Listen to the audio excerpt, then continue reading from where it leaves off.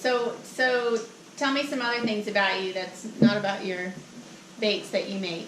Like Brad said, I love tournament red fishing. If I could tournament red fish every day of the year, I would do it. Good morning, guys. What's up? Welcome back. See you out there. Day 2 with Captain Jason from Hooked Up Baits. We're not gonna wade today. It's cold, it's windy, it's blowing like 6,000 miles an hour out of the east. It's overcast, which works well for this spot, but we're gonna start drifting. We're gonna drift across these flats. We're gonna work West Bay all day and see what we can't get into. We're gonna do some talking with Jason about baits, making baits, colors of baits. We're gonna have some good conversations today around fishing lures. So you guys stay tuned, see what we can get into, and we're gonna see what Jason can teach us about soft plastics. See you guys out there. Yoo!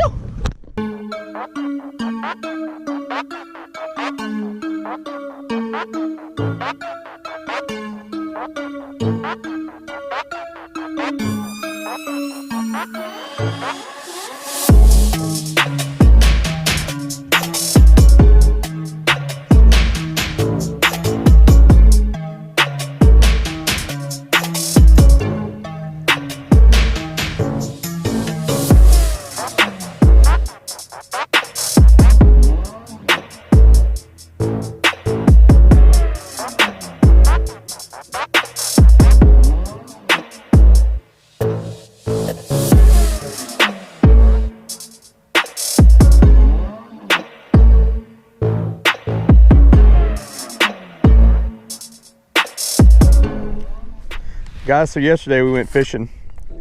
Captain Jason's flip-flops flew out of the boat, so today he is fishing in Timberlands. We're gonna see if that's the proper footwear for a day on the boat. My first time seeing it, Jason. Looks really good. You want the trolling motor down or no? Yeah, we'll get it.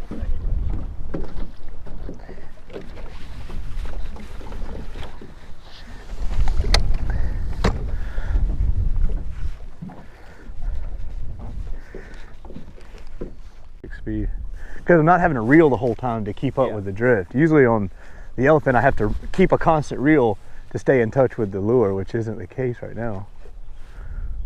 And we are right in that deep hole. If we don't get a bite in here, then they may be pushed up a little shallower. These guys are still drifting. That means something. Yeah. They haven't drifted 300 yards just because. Out there, water's warmer than yesterday. My hands are warmer than yesterday. Hey guys, welcome to the kitchen. So Jason and I went fishing today in West Bay and didn't have a great day. We caught one sand trout, good solid 8 inches, great big fish. So it was kind of a slow day today. We didn't crush them. So what we're gonna do is we're gonna cook dinner. We're not gonna do a cooking video, but we're cooking some fish tacos, we're having a drink, and we're gonna talk lures with Captain Jason. We're gonna talk about hooked up baits, what got him into the baits, how he makes them, his thoughts for the future, anything that Corey and I come up with. We're gonna grill Captain Jason about his bait. So this should be fun. We're gonna cook a little dinner, make some tacos, and talk about baits for a few minutes. So you guys stand by. I think you'll enjoy this. Okay. So how did you get started with making baits? First I started out making bait for just me. I got tired of going to the store, not really seeing anything that I liked or they didn't have in stock. So then I started thinking I could just make my own. That way I always had the colors that I like to throw. Had some people contact me that seen my baits, wanted to make some for them. So I started making from them. Then we went into, well, they gave some to their friends gave them to them. And we just started kind of corresponding back and forth with colors, ideas, designs, stuff like that. Then we started making colors for people, started selling some, and just went from there. Okay. And when did you start doing this? I started making for myself about 4.5 years ago. Okay. Just dabbling a little here and there, just for my own stuff. Yeah, very cool. So what's your favorite color to make? Or what your most popular color and your favorite color?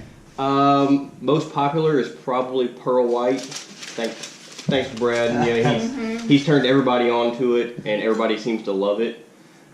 Me personally, I have a few colors I really like to throw. I throw a pearl white, a black, and a purple is normally kind of my go-to colors. They work good anywhere you're really fishing, from South Florida all the way to South Texas. Okay, cool. And what about size? Is there?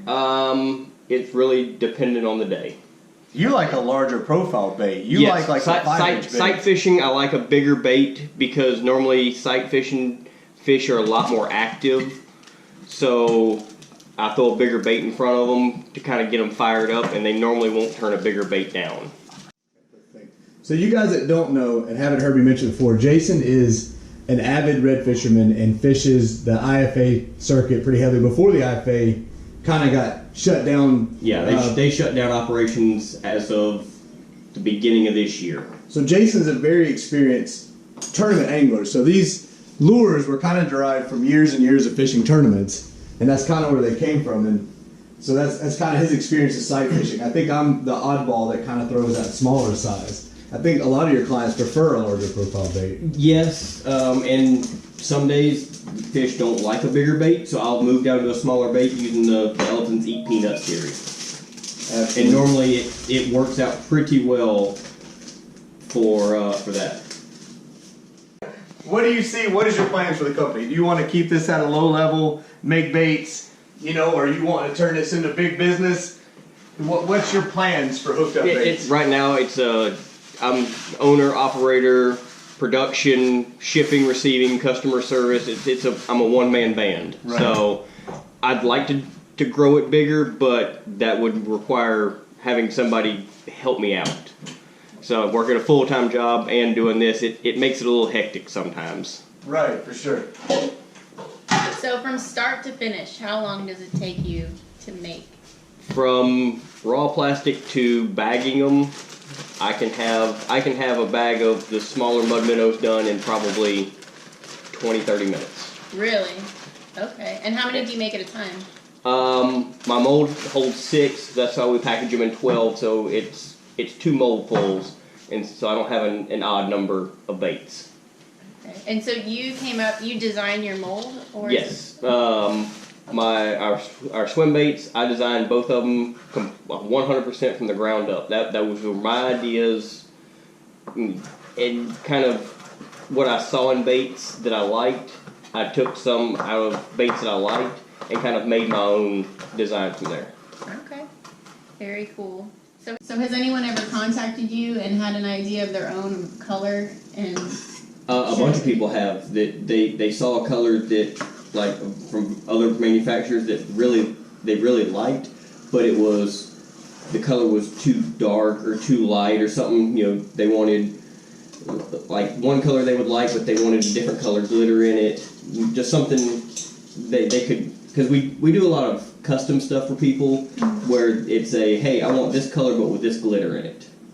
That's fine. And we also have our in-stock colors that we have all the time. Okay. And we can adjust those as well, where if you see something like our pearl white chartreuse, if you want, say, black glitter in it, I can add black glitter in it for you. Or you want blue glitter, I can add, we have a very wide variety. So customer wants something, just contact me. We can make it work.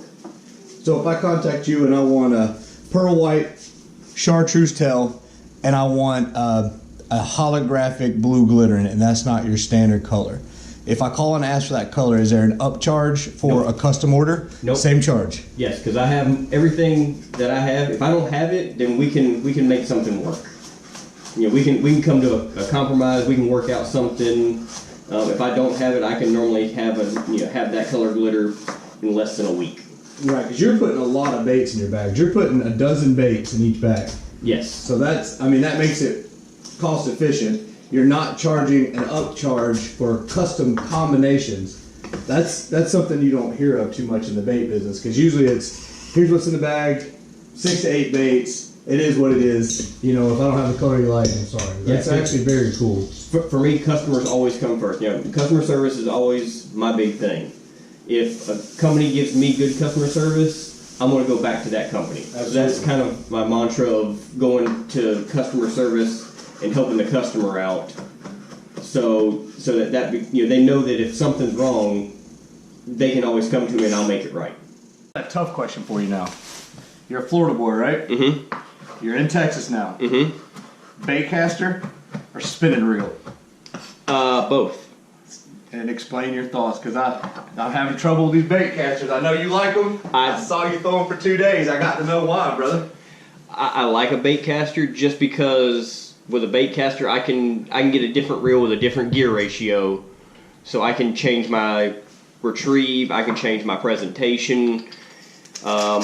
Just like sight fishing, I'll throw a higher gear ratio because if the fish doesn't eat, I can rip it back real quick and make another cast. That's a good thought. I never looked at it that way. I can get behind that answer. Like right now in the wintertime, it's cold, fish are lethargic, I can gear my reel way down so I'm not sitting, I can sit there and slow the bait way down and cover more water. It was a high gear ratio, you make a cast, 2 turns, and it's a way farther back than what it was to begin with. That's a pretty good answer. That was better than I'd have answered. Yeah. I'd have had some dumb fumbled around reason why, because the solar panels aren't heating the sun right.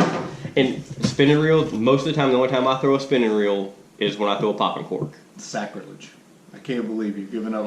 All Florida boys are going to call you now and give you some grief over that. Well, bring on the phone calls. Drastic times call for drastic measures. I ain't mad at you, brother.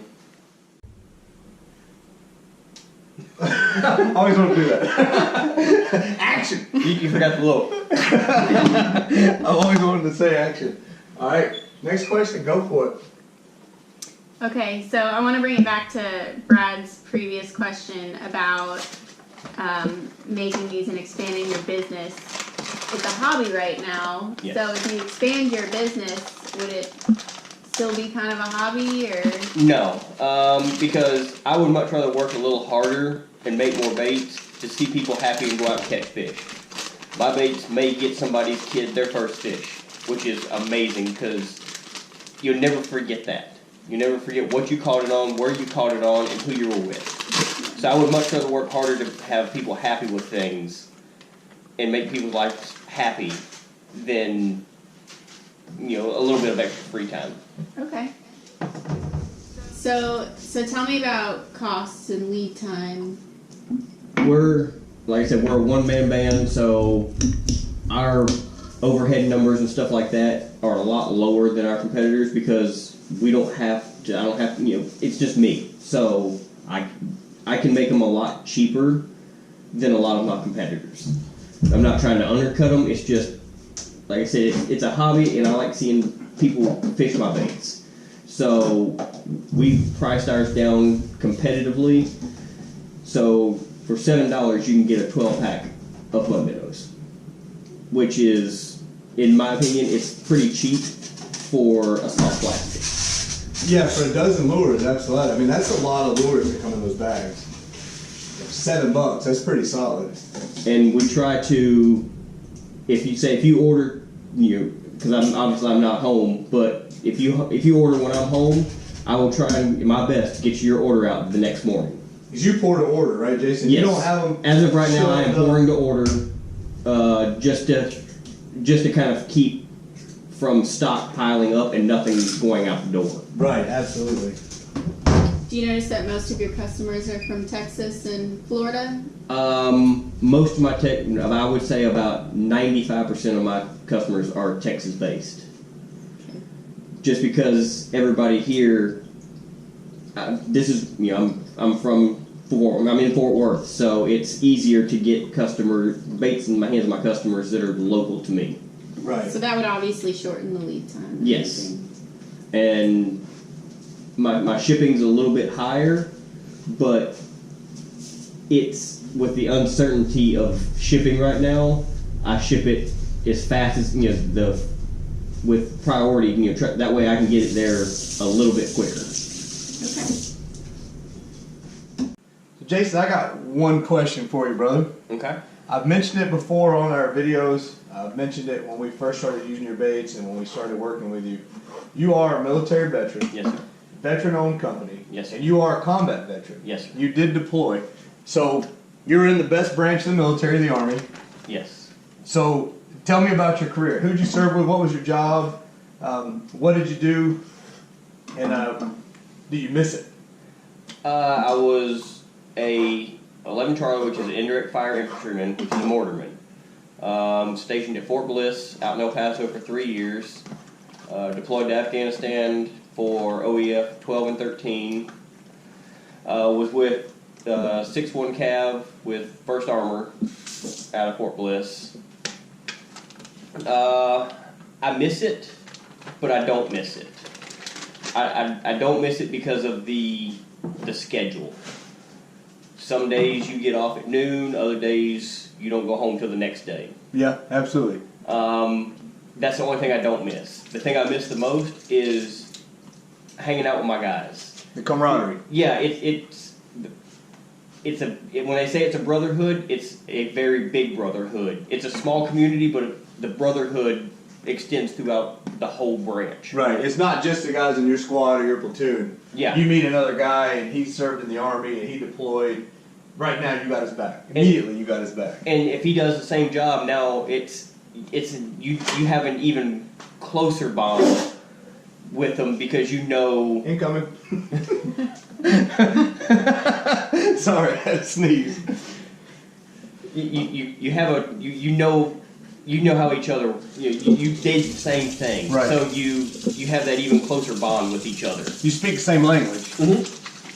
Absolutely, you can say things to each other and know exactly what they mean, and nobody else does. Right, absolutely. No, I agree 100%. Coming from 3rd Ranger Battalion, I meet guys. I've got guys that watch the videos that reach out to me like, "Hey, bro, I saw your shirt. I'm always wearing my 375 scroll." And guys will reach out like, "Hey, see your shirt. Where are you regiment?" Like, "Yeah, I was regiment." Immediately, we're brothers. We're tight right now. If he called me in a bind, I got him. Like you say, because that brotherhood extends beyond, your unit. It extends out, and you know that guy's got you, so it goes a long way. All right, guys, there you have it. Bad day fishing, great night cooking. We got an awesome meal. We got to talk to Captain Jason about his baits. If you guys have any questions or comments about hooked up baits, if there's anything you want to know from Captain Jason, y'all hit that comment section. Let us know the question. Jason watches the videos. He's subscribed to the channel. You got anything you want to know, any questions, details, colors, combinations, ordering information, drop those questions down below. Jason will log on there and he'll check them. He'll let you know what's going on. We hope you guys enjoyed the video. It was a slow day fishing, so we decided it would be a good time for a Q&A. You guys know we dig those hooked up baits. You know that pearl and chartreuse is the one. The guacamole. The guacamole's the bomb. Yeah, the pearl and chartreuse is the one. But anyway, guys, thanks a lot. We appreciate everything. Appreciate you coming back. We're about to do fish tacos. We got the tortillas. We got that fired up hot sauce you guys saw in the last video. It's about to go down in here, guys. So we appreciate everything. Thank you very much. We'll see you out there.